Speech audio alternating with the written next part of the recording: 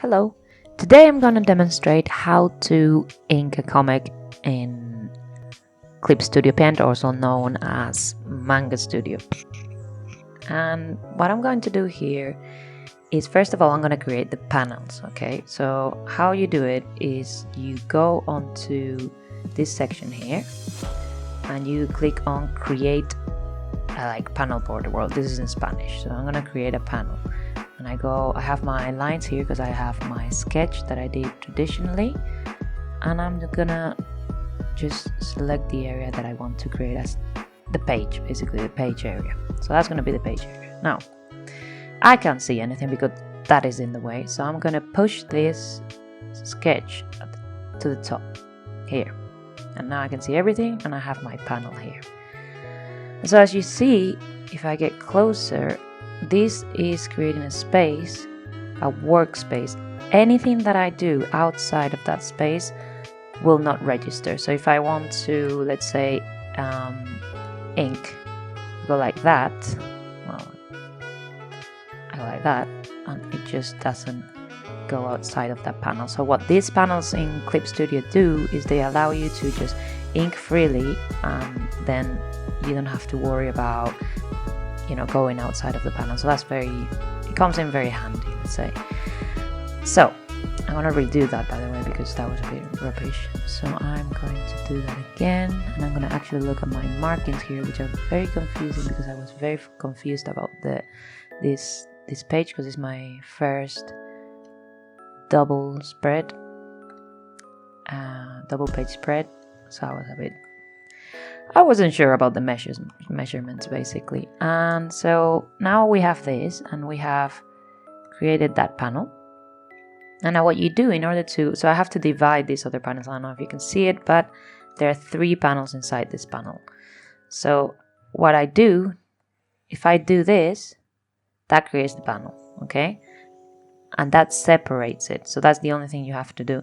Now, if you didn't have a big panel with panels inside like I do, what you do is you go into cut borders, and what that does is it cuts it like that, and you can divide your page nicely.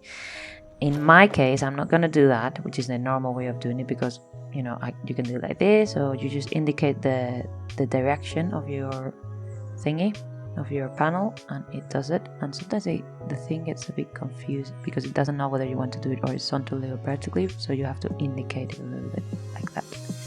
Boop. But in this case, because I'm doing 3 panels inside a bigger panel, then I need to do it with the panel creation tool. So I just go here, I create that second panel, easy. Then I go again back to my big panel, and inside that panel I create another panel. You notice that I am always selecting the bigger panel, because it's like I'm creating a panel inside this panel, but the program understands that and creates a new panel layer. Okay, so now this is what we have. We have a big panel, right, which is this one, and anything I draw here, so let's select this, anything I draw here, okay, I've done the same thing.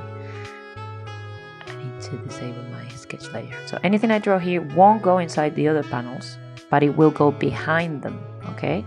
However, if I say I want this line to cross from this panel onto this panel and then go back out, I should drag this panel down underneath. So these panel layers work like any layer. If I have this one on top, nothing that I draw on this panel that is at the bottom will appear on top. So this is very handy, because you can create images that span across different panels very easily. So I think this is a fantastic tool, and I think everyone should know how to use it, because it's not difficult and it really does make your life easier.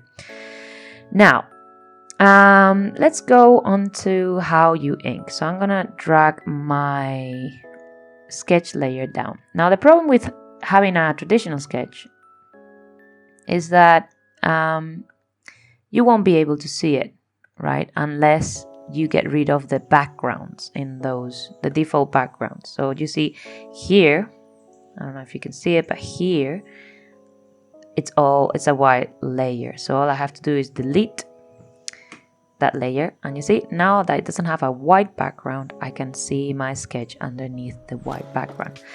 And I'm also gonna delete the default drawing layer that is here, and I'll explain why I do that in a second. So I'm gonna delete all the default white layer and the default drawing layer that comes inside each panel.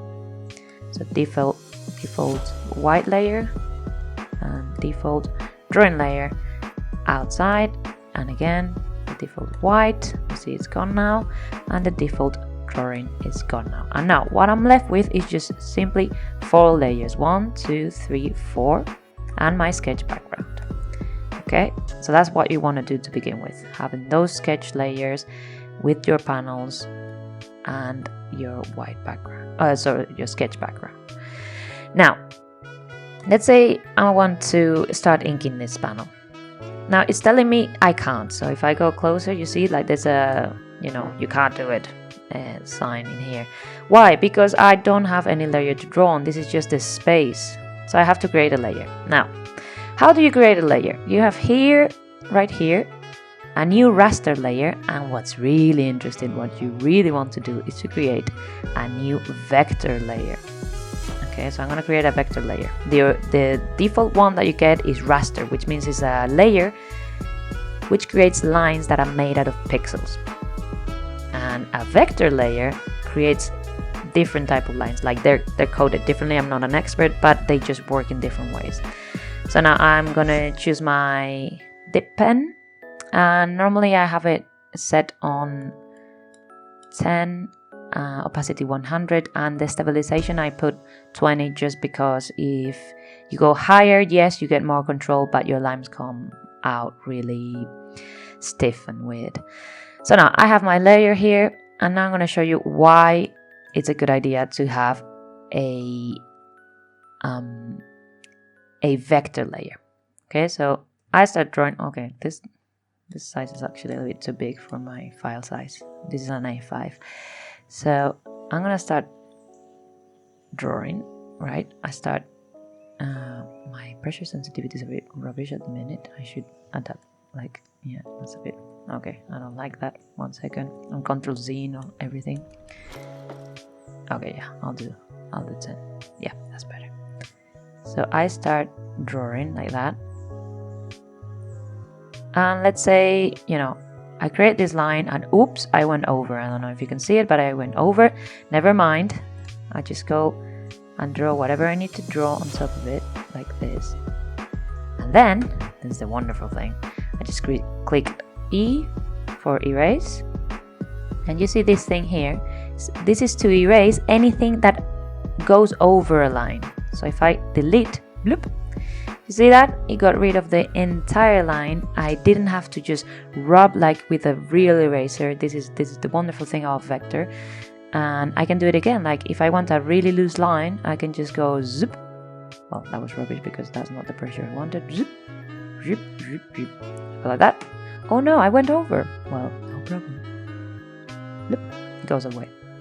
And I can do that. So basically what you're allowing yourself to do is to create lines that are a lot looser, because you don't have to worry about where those lines end. Because if you go over, like let's say you go too far into the distance and it's too long, then that's not a problem. You can just cut it. You just create a line. So let's say for example I just go boom.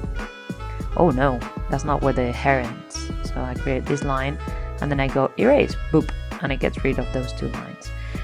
And that makes inking so much more fluid and easier, because you don't have to worry about where your lines end and begin, and you can just draw with complete peace of mind and just get those loose lines that show no fear. And this is just a little trick on how to ink digitally. Like in real life, what you would do is you would do it with no fear, and then you would use whiteout. So this is no hack. This is just the way digital works. Now, the last thing I wanted to talk about that is really useful about inking with Clip Studio, right, is this thing here. The shortcut for this is Y. Okay, but the thing is, like, it goes directly there. And what this does is it allows you to change any vector line. So personally, I don't use it a lot. I use it at the end of the drawing to change the thickness of the drawing. So if I want to create the outside, so for example, let's say that I create this,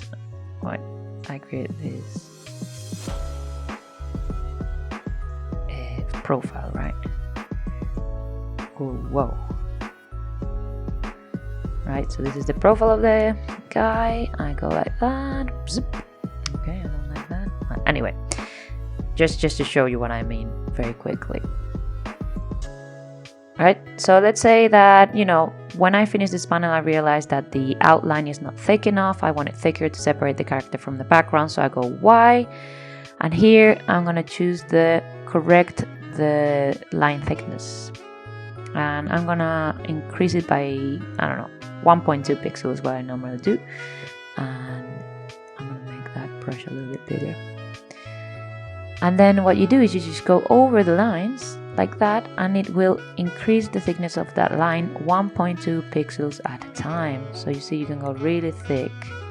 So this is great for for making things pop out, and I normally you don't have to worry so much about your pen pressure. So here I was creating a lot of pen pressure underneath to generate a shadow, but you know, right now I think it's unbalanced, so I'm gonna make this a little bit thicker. And obviously this is something you would do when you finish inking the whole thing. And yeah, that's about it. Those are the 3 tools that you really need to know. You need to know how to create those panels, which is with this tool here, creating the panel. Once you create all those panels, just delete the background, the white default background, and then delete also the raster layer that comes in there by default, and create the vector layer to create beautiful inks on Clip Studio. Okay, and well, this is all I know about inking in Clip Studio. If I learn anything new, because I've only been doing this for a few months, but so far this program has proved to be like the best inking program, better than Photoshop and better than many others that I've tried. And I would highly recommend you if you are thinking on going digital with your inks, Clip Studio is one of the best options. Really simple and really cheap. Actually, this was about $20, the full program, not a license, a monthly license like Photoshop. If you have any questions, any problems, if you would like a more detailed tutorial, then let me know. And of course, if you're interested in content that will teach you how to make webcomics and comics in general, just click the subscribe button, and I will see you in the next video. Thank you very much for listening, and bye bye.